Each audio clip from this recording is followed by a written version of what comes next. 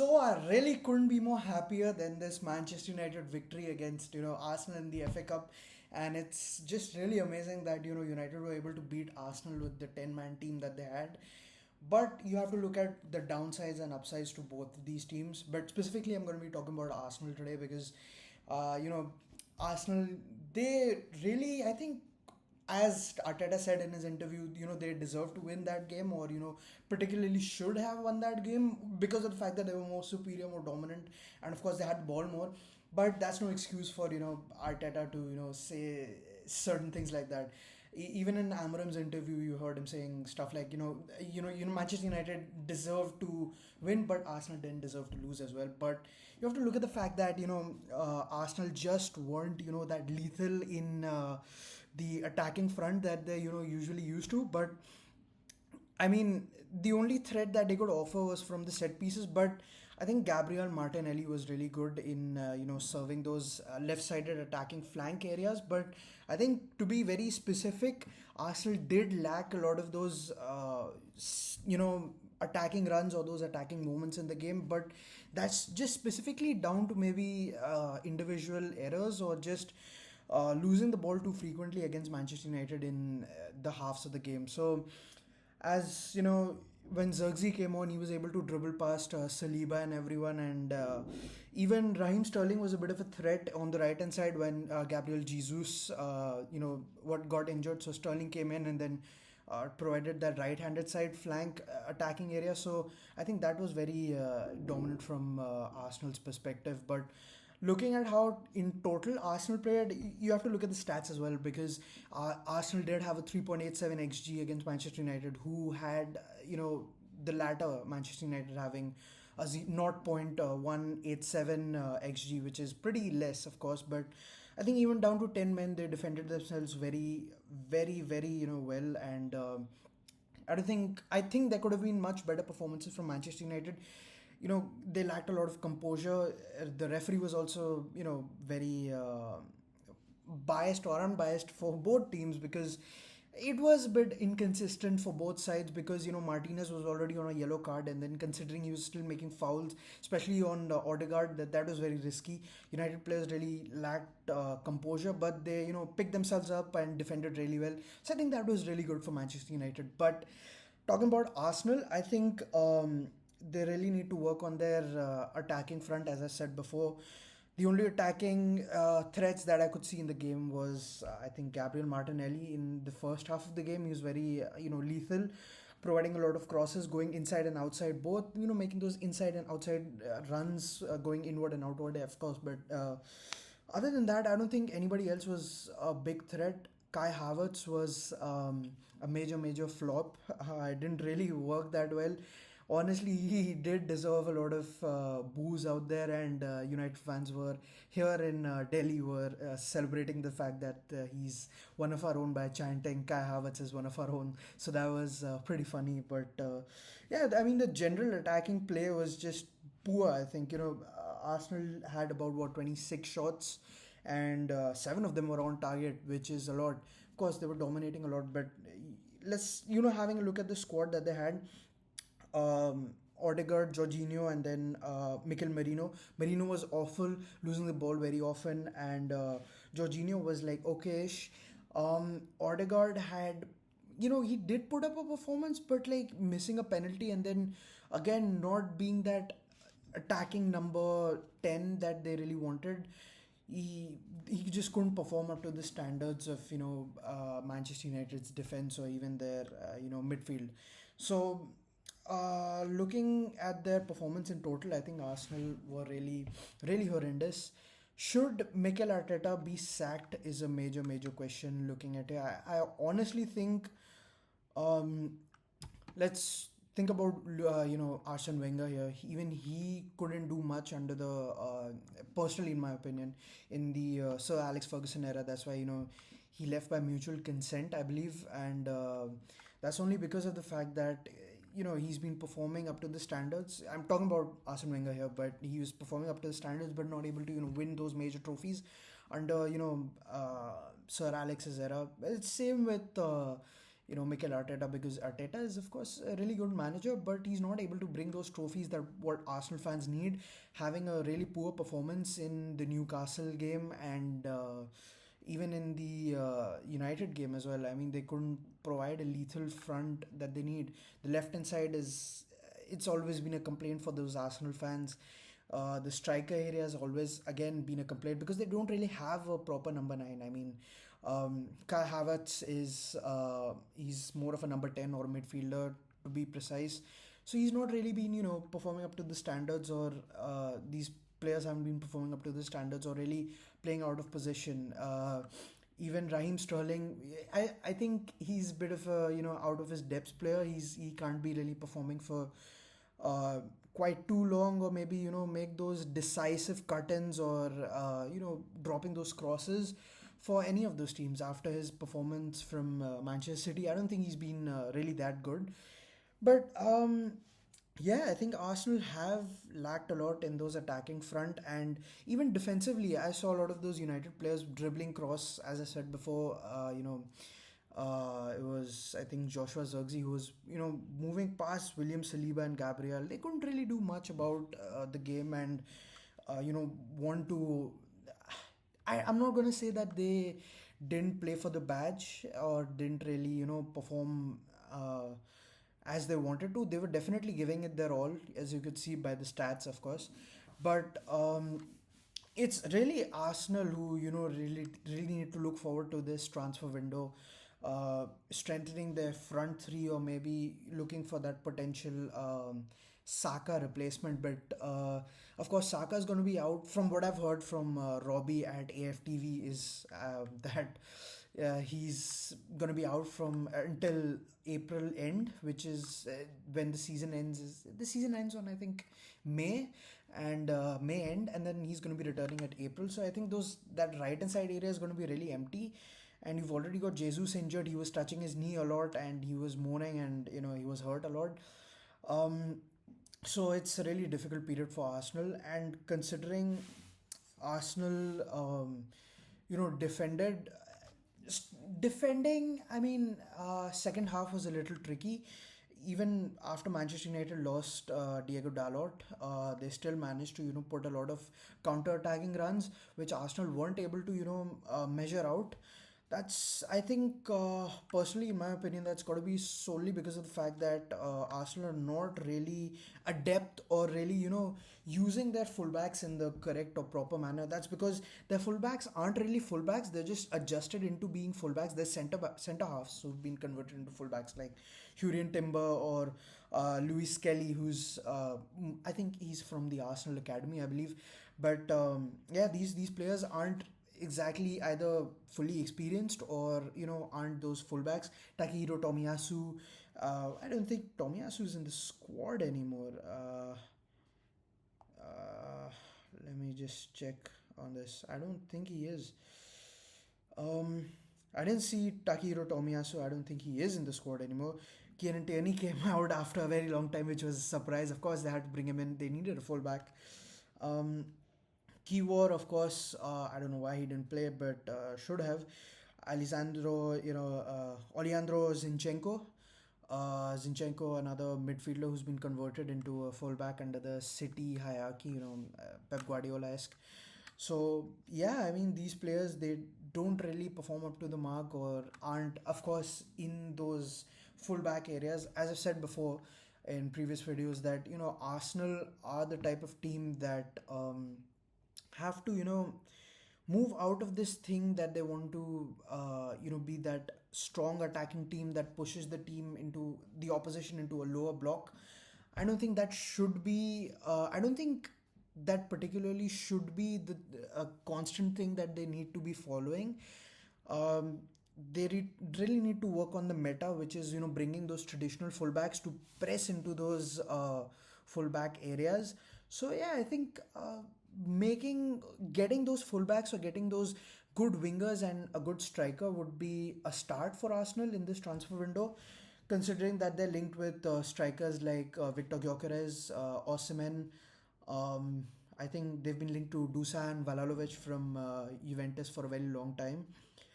They've been linked to Nico Williams as well. Some of these players really need to be integrated into the Arsenal squad, but yeah, I mean, they need to work in their flank areas, which is the left and right areas, and their striking areas.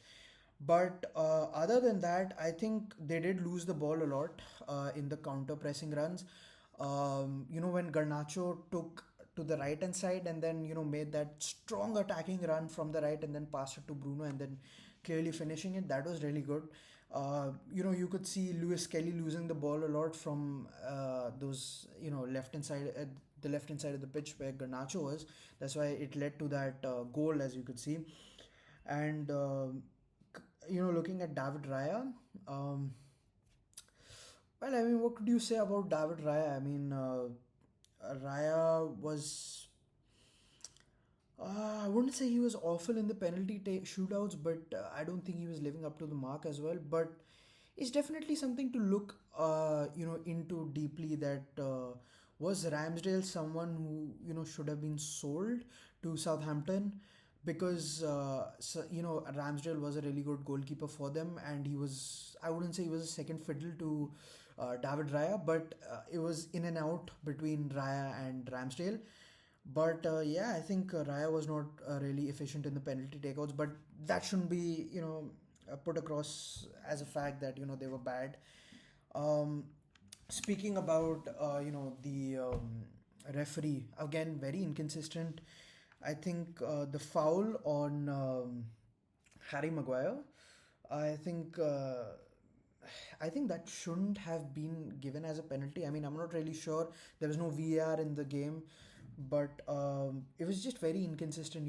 Kai Havertz moaning and diving. That's what the United fans were claiming, that he had dived, and it really shouldn't have been a penalty. But it's just very controversial, considering that the Premier League or the FA, does not have the semi-automated VAR assistant referees yet. So yeah, I mean, that's one point to consider, that Premier League and the FA is lacking behind in this aspect. But English referees are a bit inconsistent when it comes to all of these things, like Anthony Taylor and I think Michael Oliver. All of these referees, they're pretty inconsistent, of course. But even in even out of these perspectives, Arsenal did a lot of blunders. They missed a lot of chances. Declan Rice was a really good player. I think I'd give him a 3 out of 5. He performed really well. Of course, he wasn't able to make those intricate passes, only because of the fact that United were able to take the ball away from Arsenal, but he was able to get in a lot of headers for Arsenal, which was good. But Kai Havertz was missing a lot. Jesus, of course, got injured pretty soon in the game. About that Bruno Fernandes penalty, I don't know. Again, very controversial. The referee was very inconsistent. I think if we had VAR in the game, it could have been more, efficient. But yeah, I mean, it was a super Sunday, considering Barcelona also beat Real Madrid, of course, which was a very expected and a very easy draw for Barcelona, having the possession and scoring a lot of goals, and Rafinha and Lamine Yamal, and even Lewandowski with amazing passes to Rafinha and Yamal. It was amazing from both ends, and Jules Koundé being the best assistant out there, I think it was really good for Barcelona as well. But coming out of all of those things, yeah, Arsenal did lack a lot in a lot of departments. Losing the ball was one aspect. I think losing the ball, yeah, that's one problem. Um, in the defensive areas, they couldn't keep up with the dribbling and the skillfulness of players like Zirkzee, so it was very difficult.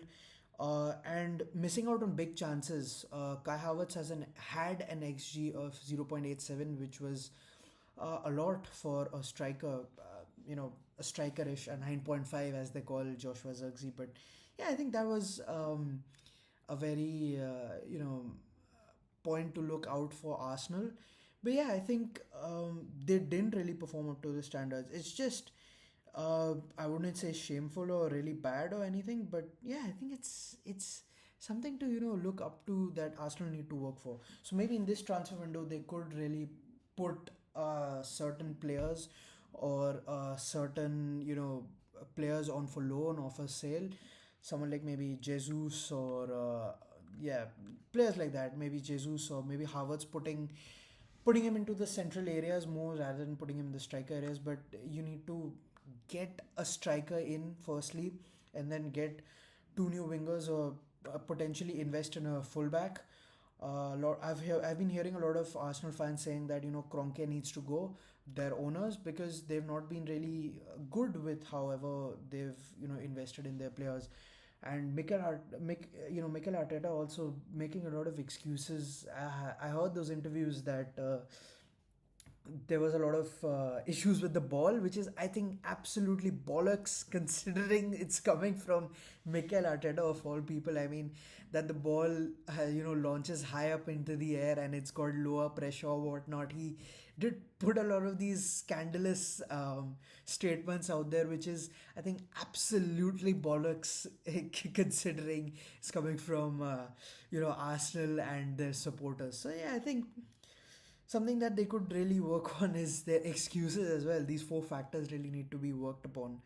And really good performance from Manchester United fans, considering there were 8,000 fans amongst those 64,704 fans, and they were very noisy, very lively, and very loud.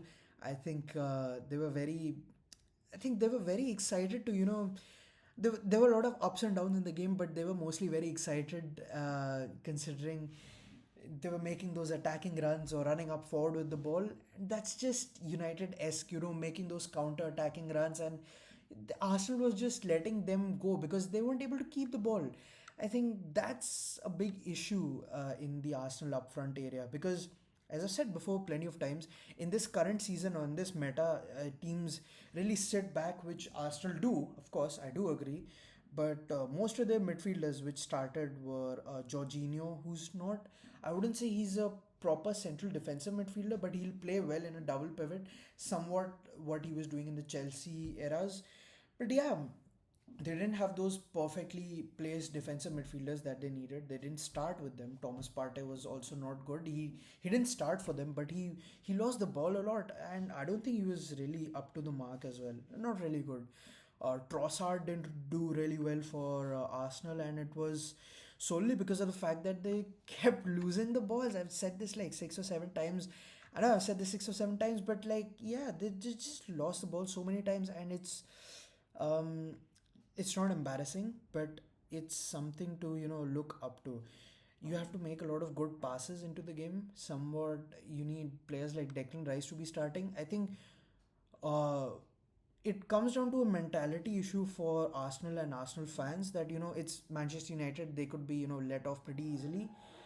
You have to look at the fact that they did dominate against the Liverpool squad, which is currently number one in Europe, and they showed a lot of passion, a lot of vigor, and they did everything that they could.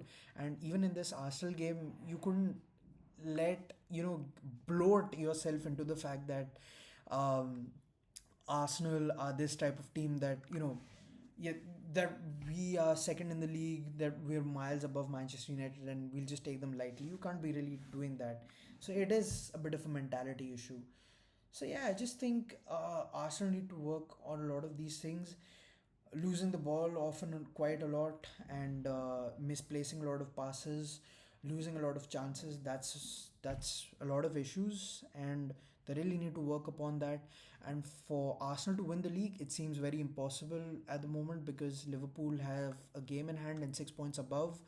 Arsenal and Nottingham aren't backing down as well, and they're level on points with Arsenal. So yeah, I think it's going to be really tough for Arsenal in this season to be competing. They're already out of two cups, the Carabao Cup and the FA Cup. I mean, not really out of the Carabao Cup, but it seems pretty bleak for them, losing 2-0 against Newcastle, and the second leg is going to be really tough.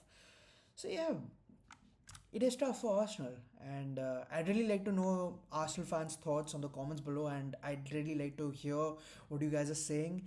And yeah, I just hope as a United fan, Arsenal do are out of the Carabao Cup, Yeah, that's about it from the video, and I hope you enjoyed it. And do subscribe to Football Fanatic 003 on YouTube and Instagram. Thank you for watching, and that's about it from me. Thanks. Cheers.